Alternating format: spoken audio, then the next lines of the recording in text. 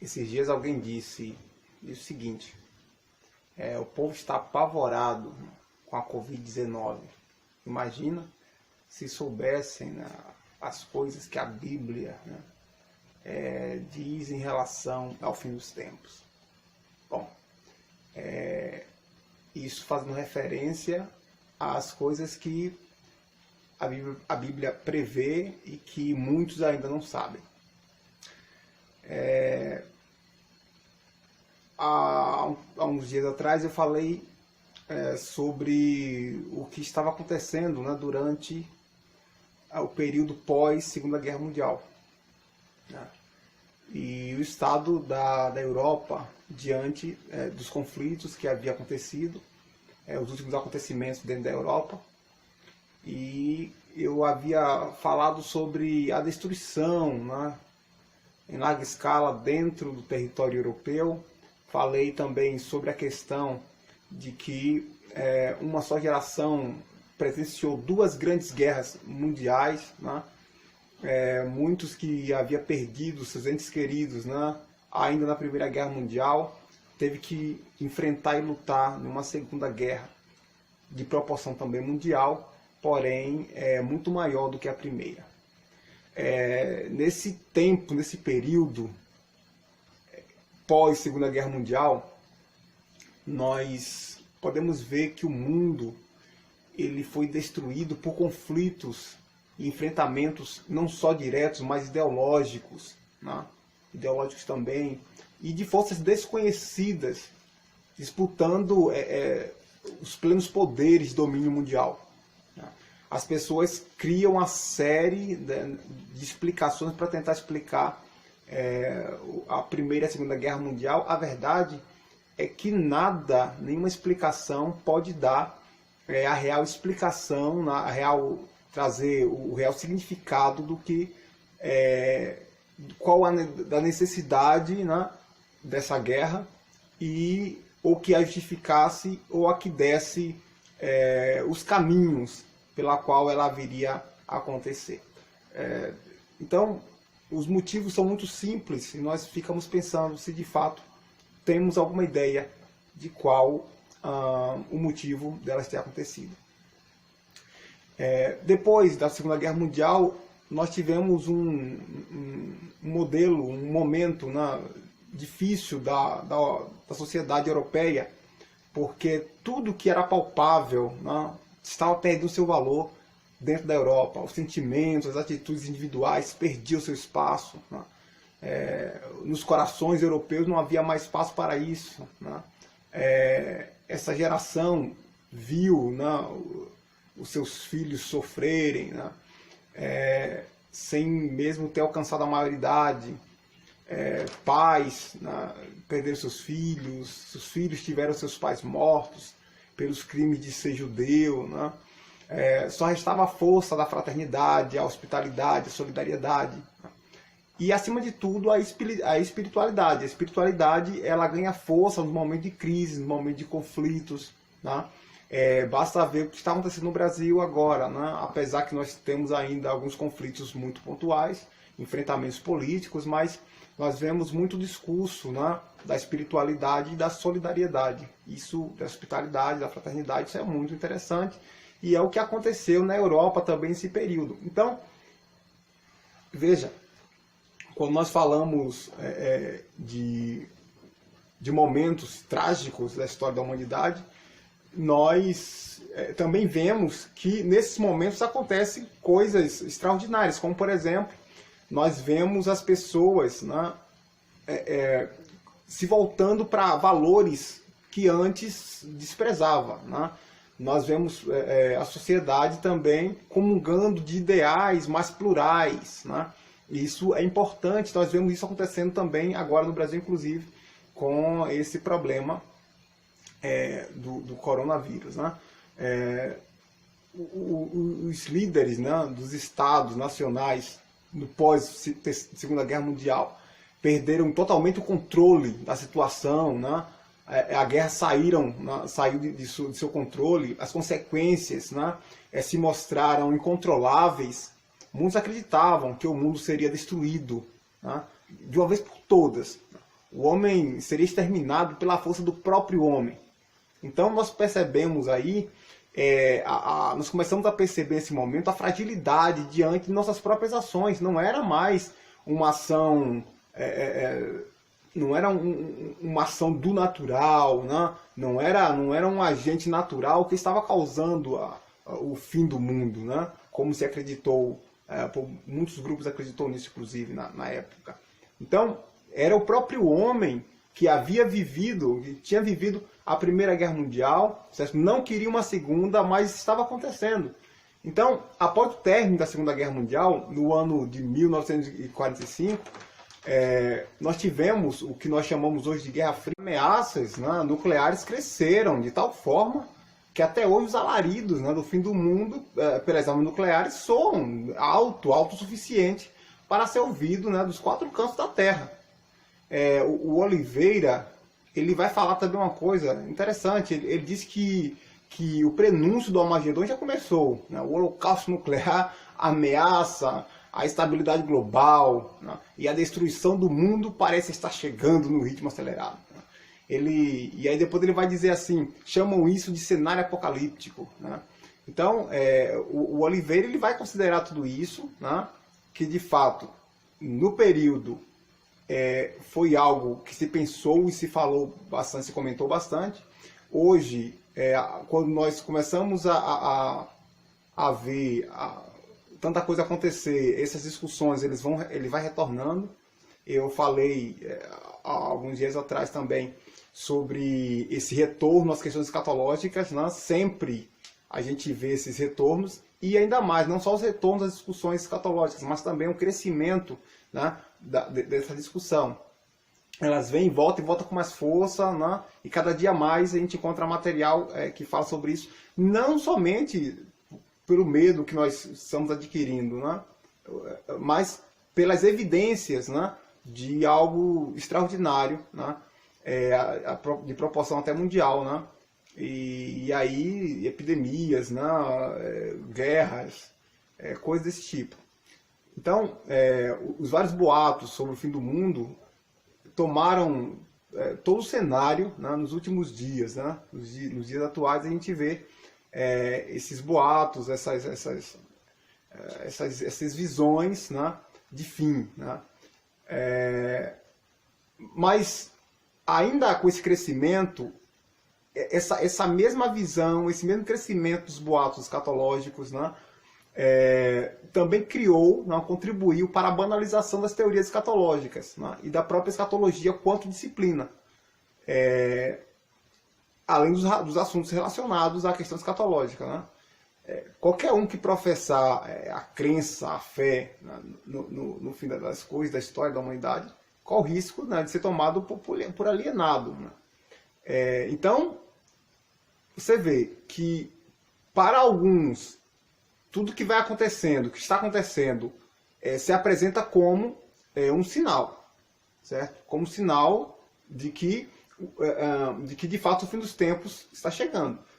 Ao mesmo tempo, para alguns, tudo isso que está, esse alarde, né, em volta do fim de todas as coisas, representa não só os alardes, mas os acontecimentos, né, acabam banalizando a própria ideia escatológica. Por que isso? Né? Como isso acontece? As pessoas sentem-se familiarizado com esse cenário, né, e a gente começa a apontar várias coisas no processo histórico, e ao mesmo tempo nós mostramos que, além do caos, né, para além do caos, a sociedade humana ainda continua. Então, nós perdemos um pouco a fé na possibilidade, né, de acontecer algo maior e, de fato, a sociedade humana vê o apocalipse, né? Então, nós temos existe essa questão que é muito interessante perceber, né? Que o mesmo elemento que faz com que pessoas creiam também joga outras pessoas na descrença, né? As pessoas estão fechadas ao tema, né? Por medo de ser ridicularizada, né? Por medo da própria escatologia, né? Por medo de pensar no risco da sua própria condenação, né? Então, até mesmo aqueles que vêm dedicando a sua vida ao universo religioso tem poupado de falar sobre o assunto, né? Os teólogos têm que ser recusados a tocar nesse assunto, para não... Ou por questão involuntária, certo? Questão involuntária, eles acabam não fazendo isso, né? Pela falta de conhecimento, né, nessa área, e ainda por medo, como eu havia dito também já há alguns dias atrás. Com tudo isso, os boatos continuam ressurgindo, né? Né? Com todo esse problema, os boatos eles vão crescendo. Um boato que circulou na internet, né, por um bom tempo e criou até certos temores foi o fim do mundo, né, de acordo a interpretação do calendário maia, né? Então, o fim do mundo no dia 21 de dezembro, né, 2012. Os autores dessa publicação se basearam, né, os pensadores, né, os pensadores dos dias de hoje, né, os especuladores, muitos deles, né, vêm levantando questões sobre esse temido ou esperado, né, fim. Né?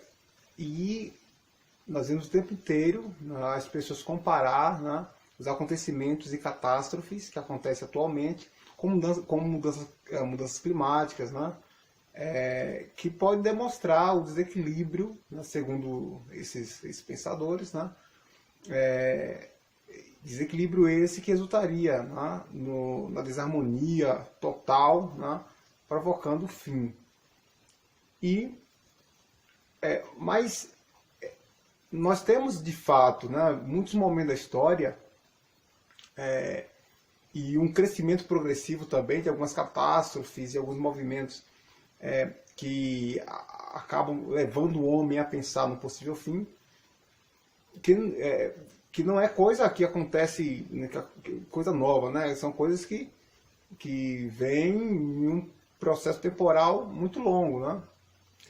Já de bastante tempo. Então, a gente pode ver, por exemplo, os celtas acreditavam, né, no fim do mundo, acreditavam que o céu cairia, né, sobre a terra a cada período de tempo. Né? Os hindus também acreditavam que isso há mais de 3.000 anos, né, eles já possuíam profecias, né, profecias complexas sobre o fim.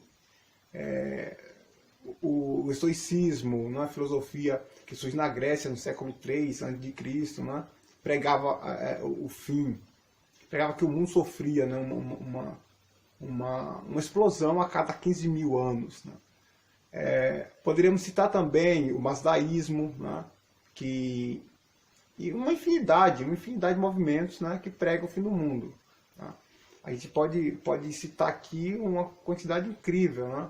Os judeus ortodoxos acreditam, né, que o Messias ele virá no ano 6.000, né, do calendário judeu. O ano 6.000 do calendário judaico, que corresponde ao ano 2240, né, aproximadamente, no nosso calendário, eles também pregam que da mesma forma que Deus havia trabalhado, né, na construção do mundo, nesse caso em 6 dias, e descansado no 7º, né, a humanidade passaria, né, por um período de 6 milênios, né, de labor, e o 7º milênio seria descanso, né, descanso e recompensa. Então, ele faz uma ponte, uma referência com a ideia da criação do mundo em 6 dias. Os muçulmanos, ele acredita que o anticristo, né, o falso profeta, ele faz essa relação, tentaria dominar o mundo e seria derrotado, né, por uma espécie de messias islâmico e que seria ajudado, inclusive, pelo filho de Miriam, né, ou o próprio Jesus. Né. Após essa batalha final, né, os anjos tocariam as trombetas e começaria um grande julgamento. Né? Esse julgamento duraria entre 1.000 e 50.000 anos. Até as plantas e os animais, né, seriam ressuscitados e viriam depor contra todos nós, né, contra a humanidade. Então, os humanos, depois de tudo isso, teriam que atravessar uma ponte fina, né, como um fio de cabelo, né, mais afiada, né, os bons chegariam do outro lado do paraíso e dariam a vida eterna, e os maus cairiam no inferno. Então, nós temos também essa visão, né? É uma visão escatológica que nós vemos dentro desse movimento religioso. No século I, né, os primeiros cristãos, por má interpretação do Evangelho de São Mateus, né, acreditava também que o fim aconteceria com a volta de Cristo ainda naquela geração, apesar que eles vão encontrar na própria Escritura referência para acreditar daquela forma. Né? Então, como o evento não aconteceu naquela data, né, o novo cálculo previa o fim do mundo para o ano 1000. Então, como garantia de salvação, uma quantidade incrível de fiéis doaram os seus bens, né, para a Igreja Católica. E não só no ano 1000, né, no ano 1205, acreditava-se também que o anticristo já estava na Terra, né, nesse caso na Europa, né, e acreditava-se que o Armagedon aconteceria naquele mesmo ano. Então, depois de algumas previsões de sucesso, lá para o século XIV, né, aí parecia que de fato, né, o fim havia chegado. A peste negra, ou peste bubônica, que abalou o medievo, né, parecia anunciar de fato que os 4 cavaleiros do Apocalipse, né, estavam na Terra. Né. Em 1330, a epidemia fez suas primeiras vítimas na China, né, se espalhando pela Ásia e chegando até a Europa. Né. Por força do movimento, nós tínhamos um grande movimento de comércio marítimo naquela região, né? Existia na época, e esse movimento, né, de comércio através né, entre a Europa, né, e a Ásia ali, trazia, né, levava e trazia os hospedeiros desse mal, né, que eram os ratos, né? Então nós tivemos esse problema sério, né? Não se sabia como lidar com aquela doença, né? Nem conhecia seus motivos. Então, os ratos, que eram seus hospedeiros, né, eles tinham as pulgas, né, dos ratos, acabavam transmitindo essa doença, e não se sabia, não se tinha o conhecimento que se tem hoje, né? Mas os ratos se espalhavam rapidamente, né? E da mesma forma a doença, né, se alastrava de uma forma assustadora. E como se não bastasse, né, a peste se mostrava contagiosa, né, e muito dolorosa. Mas a peste bubônica, nós sabemos que causa febre, né, inchaço das glândulas linfáticas, né, manchas avermelhadas que depois se tornavam negras. Né. Esses eram os sintomas da peste negra ou peste bubônica. Né.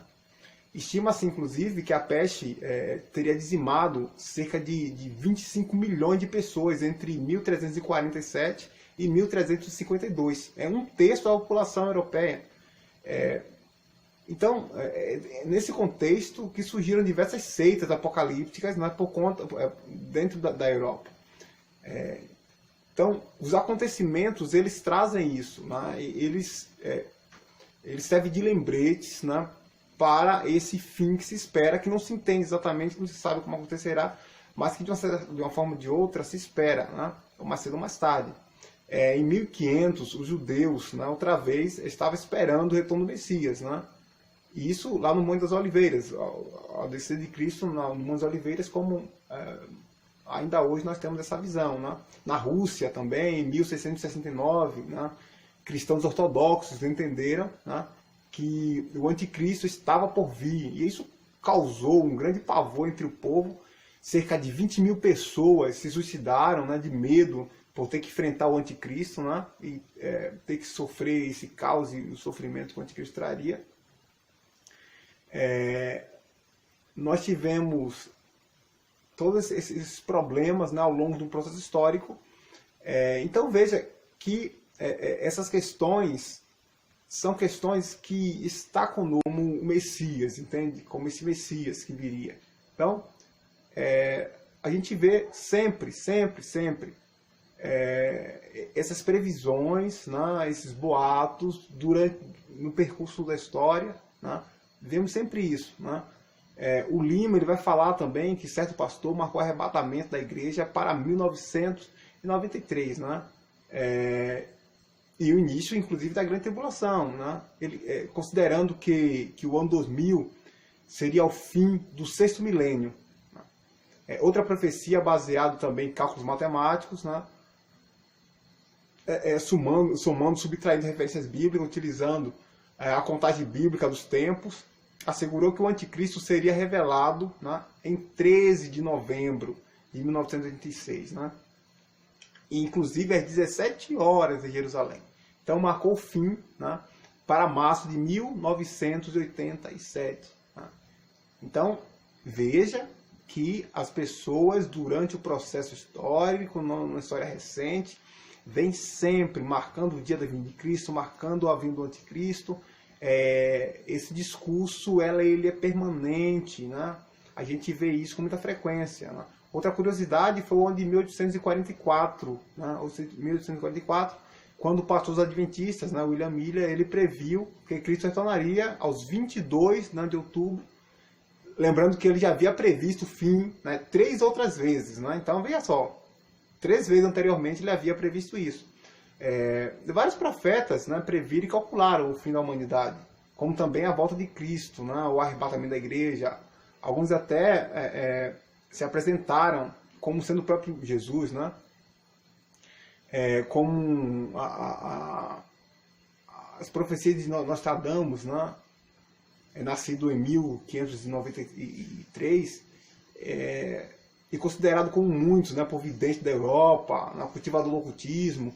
Ele abalou também as estruturas emocionais, né, da população mundial, né, no final do século passado, quando aquele alarde quanto à questão do ano 2000 vai ser bem presente, né. No milênio passado, né,